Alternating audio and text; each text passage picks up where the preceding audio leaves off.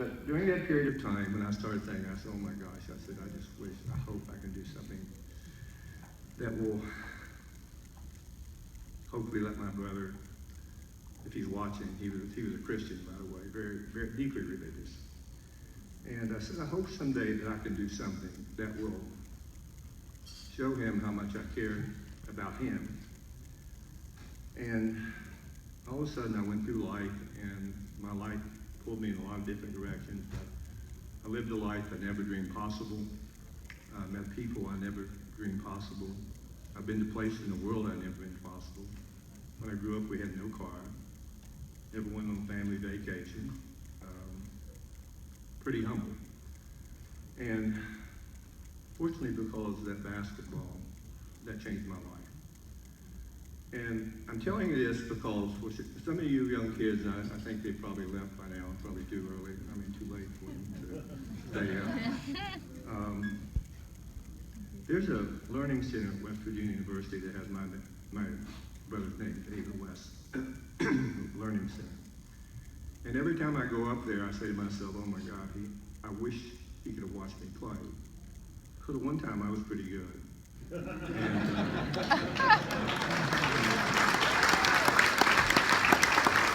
I think he would have probably been very proud how serious I was about it.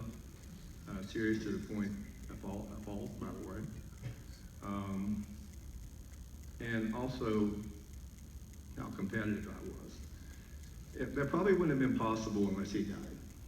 I'm sure I wouldn't be alive today. I'm sure I wouldn't have the life I've seen. And also I wouldn't have experienced some of the things that most athletes don't want to experience. It's failure. Failure in the sense we weren't able to win championships when that's the only thing that mattered to me. It wasn't anything personal. People always ask me, why did you play? I played for two reasons. Competitive to be, and also I played for the fans. The city of Los Angeles, I played for the Lakers. And it was,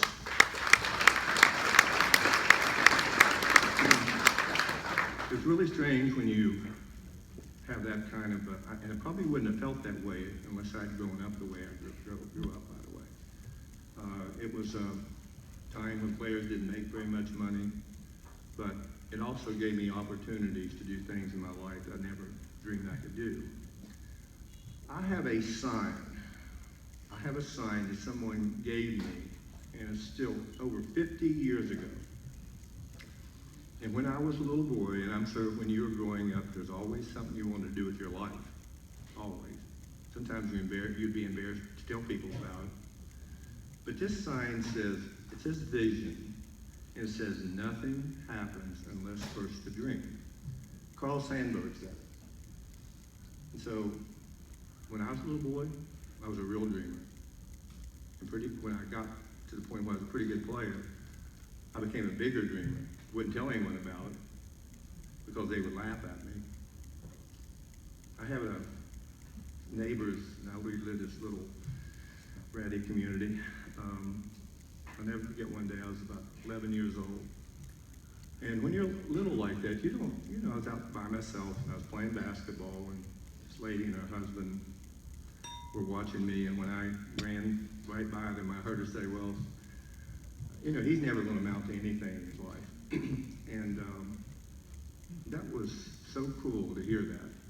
I wasn't bothering them. I wasn't bothering anyone. But those kind of things that motivated me to do something with my life. So I'm going to tell you, read to you some of the things I've learned in my life, okay? Through basketball. And so bear with me. I won't be as good as some of you young kids, okay? After many decades as a basketball executive, and after many decades of errors, missteps, and regrets, I'll offer a list in no particular order of some of the lessons that life in the world of sports have tried their best to teach me. Number one, life must be fun, kindness is essential, and you do need to work at both. Number two, smile, laugh, and be pleasant. This may sound naive, it is not. It's profound occupation and personal advantage. Some of you are not old enough to have seen the movie Harvey. James Stewart was a central character in it. I would suggest that you want to watch a great movie, watch it, it's great. His name in the movie was Elwood P. Dowd. And his mother said to him, "Elwood, in this world you must be oh so clever or oh so pleasant. For 40 years I tried clever. I recommend pleasant."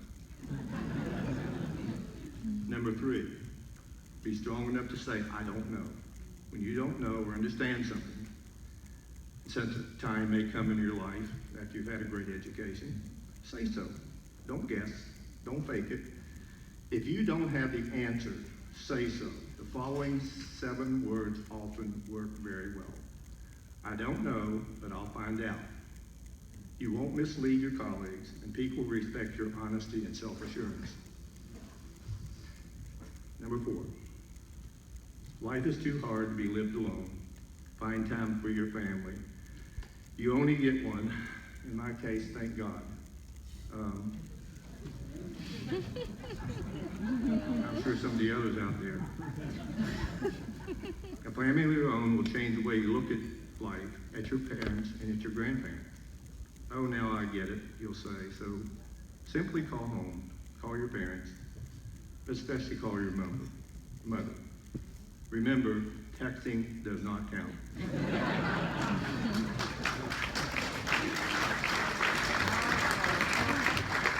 And check in with your grandparents, often the most loyal, loving, and supportive people you will have in your life.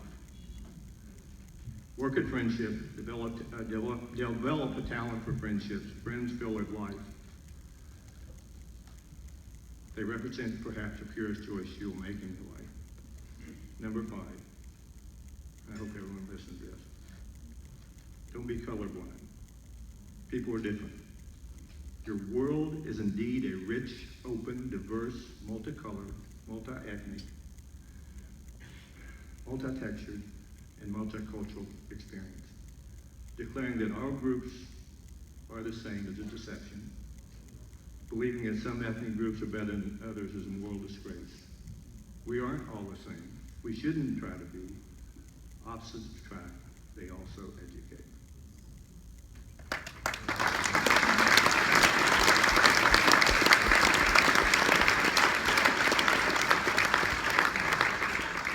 Number 6, help some people along the way. Find a cause you care about, and that's why you're here tonight. Involve yourself and start early in life. Life is not about warming yourself by the fire. Life is about building the fire, and generosity is a match. You will truly never learn yourself or the strength of your relationship until both have been tested by adversity. You will inevitably make mistakes. You young people, you know who Eleanor Roosevelt is? Okay. They don't teach history anymore, by the way. I'm a vociferous reader, by the way. I read at least 3 books a week. At least 3. All of them are not for pleasure. When I went to school, I wasted my education. But I've learned more from reading and some really inspirational things from great leaders, like these 2 idiots we have running for president today.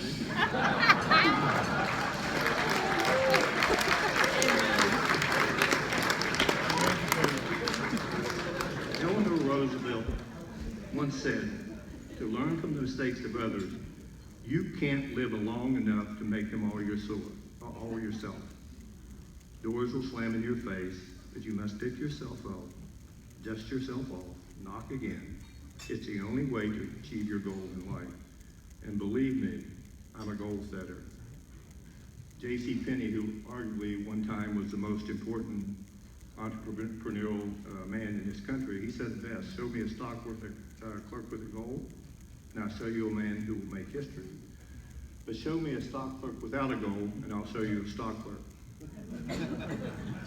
And for each and every one of you out there, I would suggest one thing. If you really believe in goals, write them down. Write them down.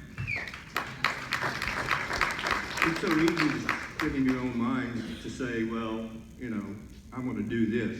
Write them down and take them to your mirror in the bathroom. Okay? Do that. You're not going to achieve all your goals in life. Today you have to have flexible goals, the way the world is changing. You have to adjust your goals sometimes. And if you don't, you're not doing the right thing. Reach for the star, climb the top, the highest mountain you can. By the way, sometimes when you get up to the top of the mountain, the view is not very good, I want you to know. I've been there.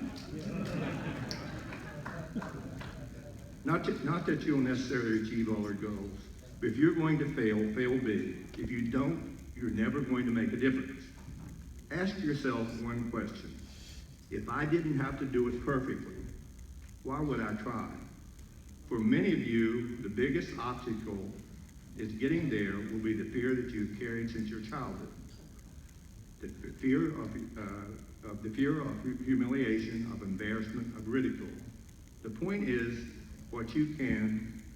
to learn what you can and move on. At the end of the day, you would be judged by your gallop, not by your stumble. Life is one long lesson in humility. Just remember, pride makes us artificial, and humility makes us real.